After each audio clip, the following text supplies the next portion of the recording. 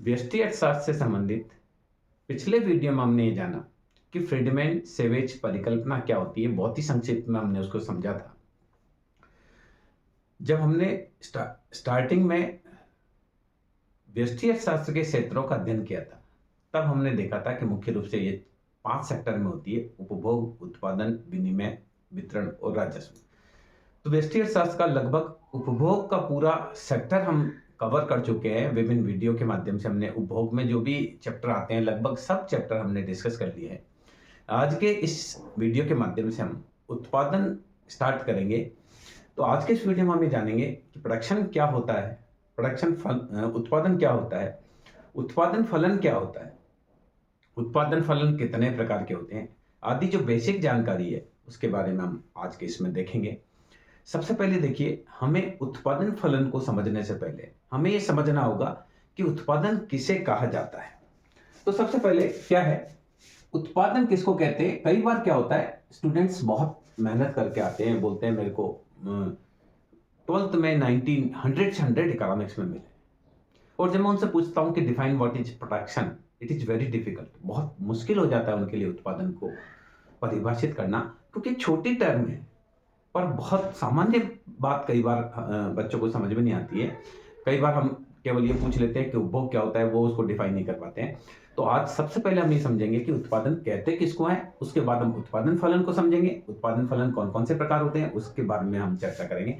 देखिए, उत्पादन किसको कहते हैं, किसी भी वस्तु में या सेवा में उपयोगिता का सृजन करना ही उत्पादन होता है। यानी कोई भी वस्तु है, उसमें आप उस वस्तु की उपयोगिता बढ़ा दीजिए, वही उत्पादन कहलाएगा।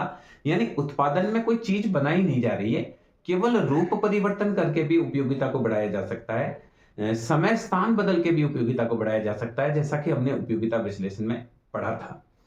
तो उत्पादन क्या है, उत्पादन के लिए क्या कहते हैं, उपयोगिता में वृद्धि करना ही उत्पादन कह सकते हैं। जैसे देखिए, मैं एग्जांपल देता हूं, किसी भी वस्तु में उपयोगिता का सृजन करना ही उत्पादन है। ये इसकी हम परिभाषा दे सकते हैं, उपयोगिता का सृजन करना ही उत्पादन है। अब देखिए, उपयोगिता का सृजन कैसे होता है। जैसे ये मिट्टी थी, मिट्टी में एक पोटर क्या काम करता है, कुम्हार क्या काम करता है, मिट्टी का रूप चेंज कर देता है, और मिट्टी का रूप चेंज करके मटका बना दिया, या मिट्टी का रूप चेंज करके एक दीपक बना दिया, मिट्टी का रूप चेंज करके एक सुराही बना दी।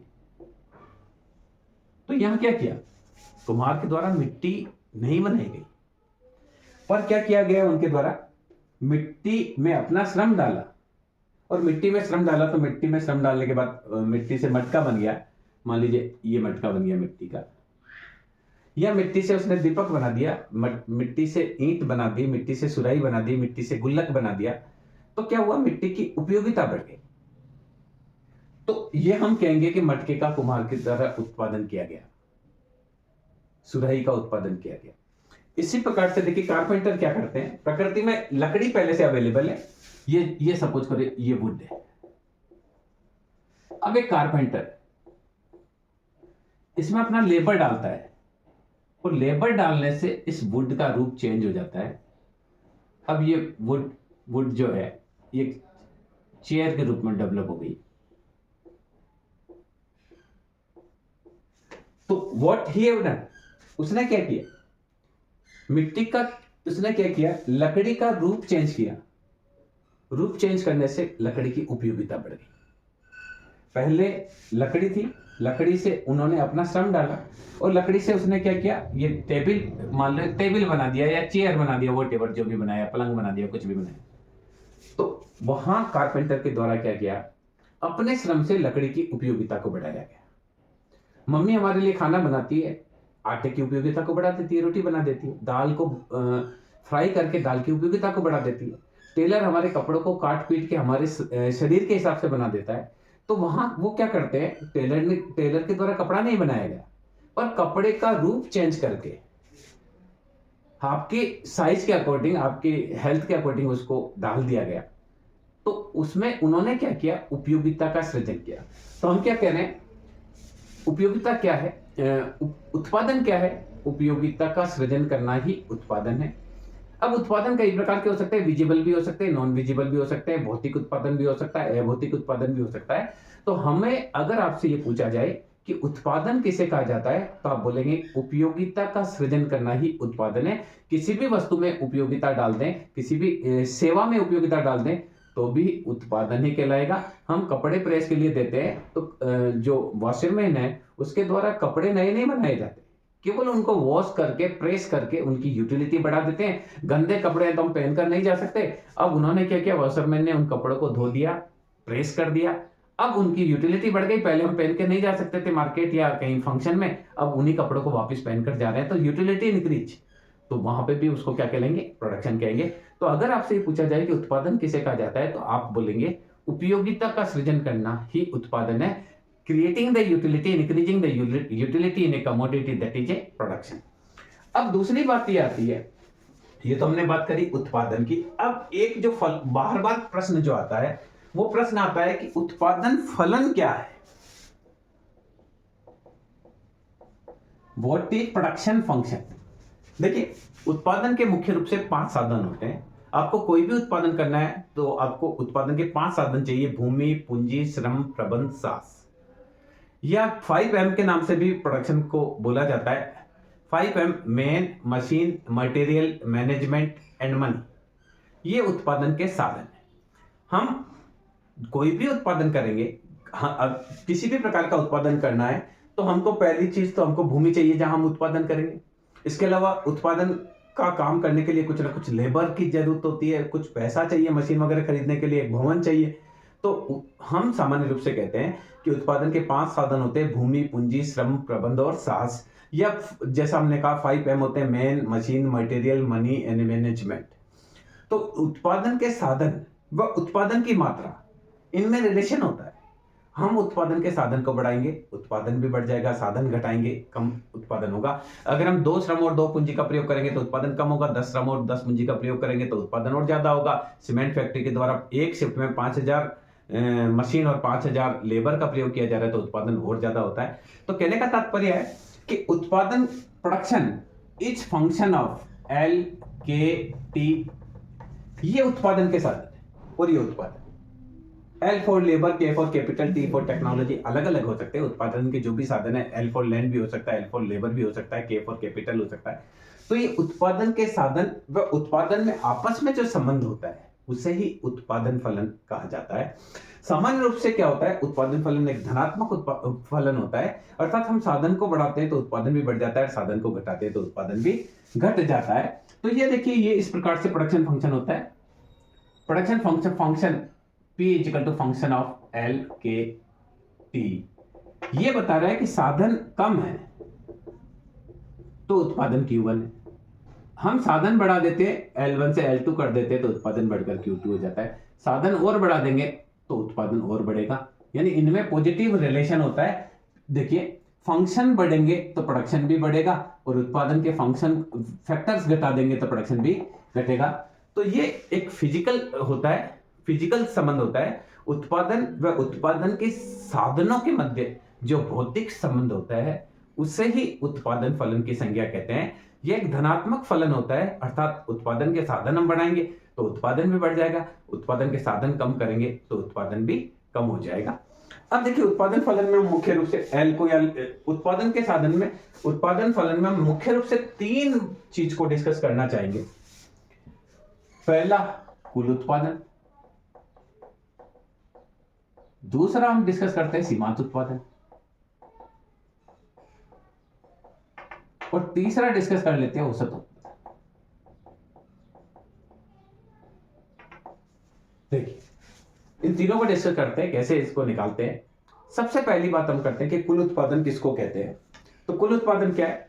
उत्पादन के साधनों के प्रयोग से जो उत्पादन की मात्रा प्राप्त होती है उसे ही कुल उत्पादन की संज्ञा दी जाती है। उत्पादन के, वापस मैं बोल रहा हूं, उत्पादन के जो परिवर्तनशील साधन है उनके प्रयोग से जो उत्पादन की मात्रा प्राप्त होती है उसे ही कुल उत्पादन की संज्ञा देते हैं। सामान्य रूप से हम यदि उत्पादन के साधन बढ़ाएंगे तो कुल उत्पादन भी बढ़ेगा, साधन को कम करेंगे तो कुल उत्पादन भी कम हो जाएगा। दूसरी चीज है सीमांत उत्पादन किसको कहते हैं, तो टोटल प्रोडक्शन, ये है टोटल प्रोडक्शन से डिनोट करते हैं। सीमांत उत्पादन उत्पादन के अन्य साधन को स्थिर रखकर यदि किसी एक साधन की मात्रा में परिवर्तन किया जाए तो उसकी वजह से कुल उत्पादन में जो परिवर्तन होता है उसे ही सीमांत उत्पादन कहते हैं। जैसा कि हमने पहले सीमांत उपयोगिता में पढ़ा था कि किसी वस्तु के एक अतिरिक्त इकाई के उपभोग से कुल उपयोगिता में जो परिवर्तन होता है उसे सीमांत उपयोगिता कहते हैं, ऐसा हमने पढ़ा है। उसी प्रकार से उत्पादन के साधनों की एक इकाई में होने वाले परिवर्तन से कुल उत्पादन में जो परिवर्तन होता है उससे ही सीमांत उत्पादन की संज्ञा दी जाती है। तो सीमांत उत्पादन को निकालने के लिए करेंगे मार्जिनल प्रोडक्शन बराबर होता है चेंज इन टोटल प्रोडक्शन बटे चेंज इन फैक्टर। तीसरी चीज औसत उत्पादन किसको कहते हैं, किसी उत्पादन की मात्रा में इकाइयों की साधन की इकाइयों का से विभाजित करने पर जो परिणाम प्राप्त होता है उसे ही औसत उत्पादन की संज्ञा देते हैं। कहने का तात्पर्य है कि एवरेज प्रोडक्शन बराबर है टोटल प्रोडक्शन बटे factor, factor F for factor of production. तो यहां हमने तीन चीज की बात करी है। पहली चीज की हमने क्या बात करी है, पहले हमने ये देखा कि कुल भौतिक उत्पादन किसको कहते हैं, एक परिवर्तित साधन। हम ये मान रहे हैं कि उत्पादन के अन्य साधन है उसको स्थिर मानकर हम मान लीजिए कि देखिए उत्पादन के सारे साधनों में एक साथ परिवर्तन किया जाना संभव नहीं है।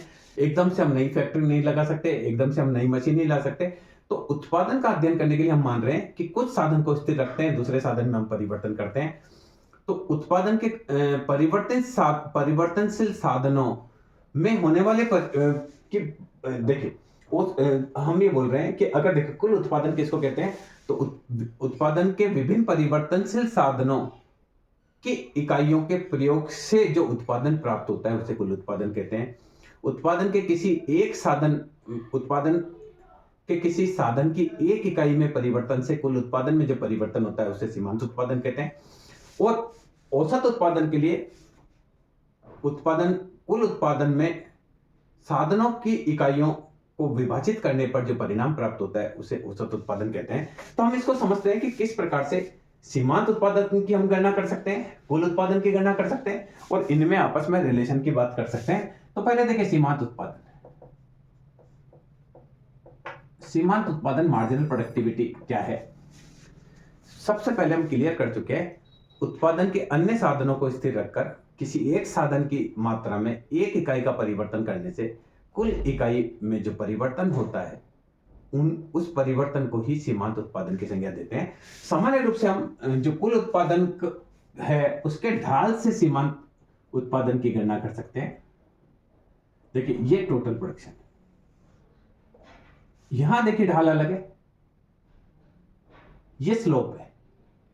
देखिए यहां टेंजेंट के एक स्लोप ए बिंदु पर लिया, दूसरा स्लोप हमने बी बिंदु पर लिया, तीसरा स्लोप हमने यहां लिया ए बी सी। तो यहां देखिए कुल उत्पादन के स्लोप से हम सीमांत उत्पादन की गणना कर सकते हैं। ये यहां से यहां तक बढ़ रहा है, ये देखो यहां से यहां तक कॉन्वेक्स है, फिर ये कॉनकेव हो गया, कॉनकेव हो गया तो ये घट रहा है, और जहां शून्य है वो मार्जिनल प्रोडक्टिविटी क्या है। देखो उत्पादन फलन जो है, टोटल उत्पादन फलन पहले मूल बिंदु के प्रति उन्नतोदर है। तो जब उन्नतोदर है तो सीमांत उत्पादन बढ़ रहा है, जब ये नतोदर है तो सीमांत उत्पादन घट रहा है। जहां से ये टर्न होता है वहां ये मैक्सिमम है, जब ये इसका ढाल शून्य हो जाता है तो सीमांत उत्पादन भी शून्य हो जाता है। तो हमने यहां देखिए हम ये पहली चीज हम ये जानते हैं कि सीमांत उत्पादकता की गणना करनी है तो कुल उत्पादन वक्र के ढाल के माध्यम से हम सीमांत उत्पादन की गणना कर सकते हैं। तो देखिए यहां क्लियर है, जो उत्पादन फलन है वो उत्पादन फलन में आप ये देखेंगे कि तीन रिलेशन हम यहां देखेंगे। जब कुल उत्पादन बढ़ता हुआ होता है या मूल बिंदु के प्रति उन्नतोदर होता है तो सीमांत उत्पादन बढ़ता है। जब कुल उत्पादन गिरती हुई दर से बढ़ता है तो सीमांत उत्पादन गिरता है। जब कुल उत्पादन अधिकतम होता है तो सीमांत उत्पादन शून्य होता है। तो ये इन दोनों में रिलेशन है। इस रिलेशन को हम आगे और वीडियो में बहुत क्लियर करेंगे, मैथमेटिकल टेबल बनाकर भी इसको क्लियर करेंगे कि किस प्रकार से जो कुल उत्पादन होता है। वहां देखिए स्टार्टिंग में अगर आप देखेंगे तो यहां से यहां तक ये आप जब देखिए, ये जो कर्व देख रहे हैं, पहले कर्व कुल उत्पादन का यू होता है, मूल बिंदु के प्रति उन्नतोदर, फिर यहां के बाद ये हो जाता है नतोदर, उसके बाद ये नेगेटिव हो जाता है। तो यहां देखिए, इस जगह तक तो सीमांत उत्पादन बढ़ता है, उसके बाद ये गिरती हुई दर है, ये बढ़ती हुई दर है, ये गिरती हुई दर है, तो सीमांत उत्पादन देखिए, यहाँ सीमांत उत्पादन 4 है, 4 से 5 हुआ, 5 से 6 हुआ, फिर ये वापस गिरने लगता है। जैसे जैसे ये उल्टा जाता है, ये गिरने लगता है, और जहां ये मैक्सिमम होता है वहां ये शून्य हो जाता है। तो इस प्रकार से हम कुल उत्पादन के ढाल से सीमांत उत्पादन की गणना कर सकते हैं। इसके बाद देखिए, औसत उत्पादन को देखते हैं।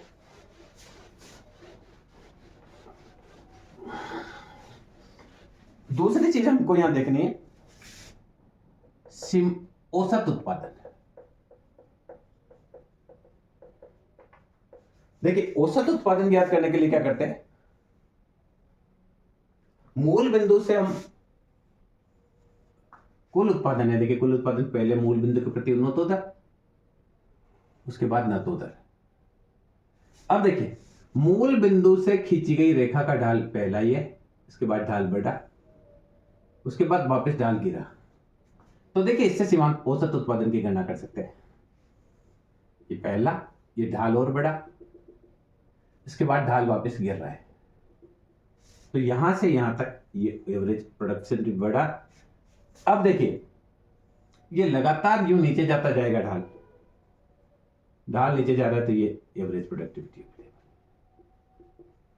तो क्या है, मूल बिंदु से हम क्या बोलेंगे, मूल बिंदु से उत्पादन वक्र पर खींची गई सीधी रेखा के ढाल। देखिए, ये ढाल कम था, ये ढाल और ज्यादा हुआ, तो यहां कम था, ये ज्यादा हुआ, उसके बाद फिर ढाल गिरता जा रहा है, तो औसत उत्पादन भी गिरेगा। जब ढाल बढ़ेगा तो औसत उत्पादन बढ़ेगा, ढाल गिरेगा तो औसत उत्पादन भी गिरेगा। तो इस प्रकार से मूल बिंदु से खींची गई रेखा के ढाल के माध्यम से औसत उत्पादन की गणना की जा सकती है।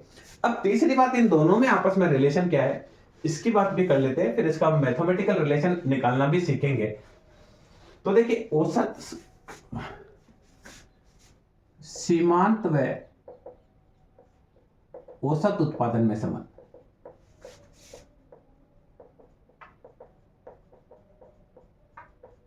ये दोनों जो चित्र मैंने बनाए थे, इन दोनों चित्र को मैं कंबाइंड कर देता हूं, तो हमें सीमांत उत्पादन व औसत उत्पादन में संबंध को पता चल जाएगा।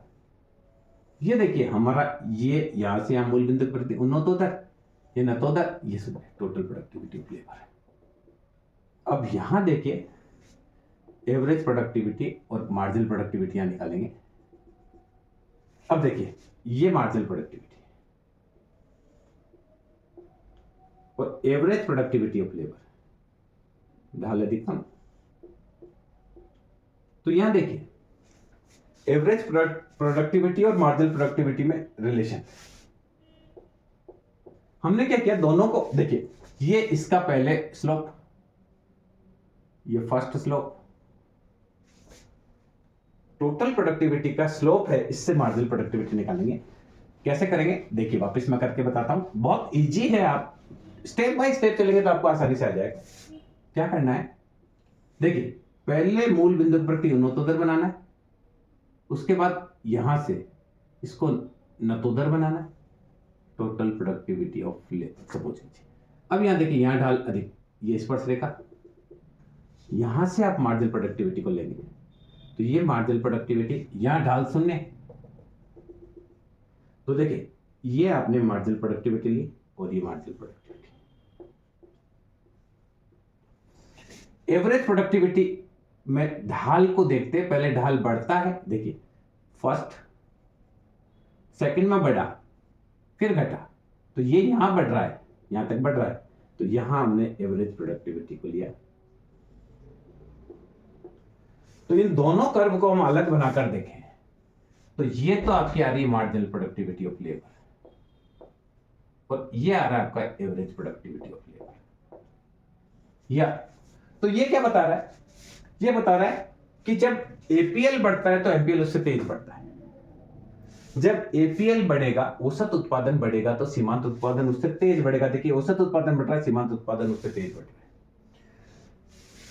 है। दूसरी चीज देखिए, जब एपीएल जो है मैक्सिमम होता है।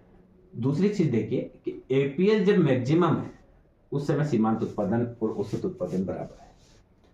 जब औसत उत्पादन अधिकतम होता है तो सीमांत उत्पादन और औसत उत्पादन बराबर होते हैं। जब एपीएल गिरता है तो एमपीएल उससे तेज गिरता है। ये तीन रिलेशन आए, मैं इनको लिख के बताता हूं आपको। पहला, जब एवरेज प्रोडक्टिविटी बढ़ती है तो मार्जिनल प्रोडक्टिविटी उससे तेज बढ़ती है। दूसरा, जब एपीएल अधिकतम होती है तो एमपी उसके बराबर होती है। और तीसरा जो है, जब एवरेज प्रोडक्टिविटी गिरती है तो मार्जिनल प्रोडक्टिविटी उससे तेज गिरती है। ये हमने एपीएल और एमपीएल में संबंध बताया। इसको हम मैथमेटिकल भी प्रूव करके बताएंगे कि इस प्रकार है।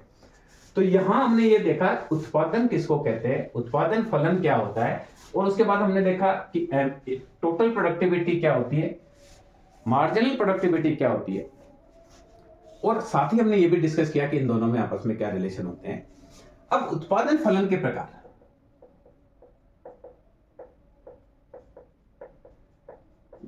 उत्पादन फलन तीन प्रकार के होते हैं।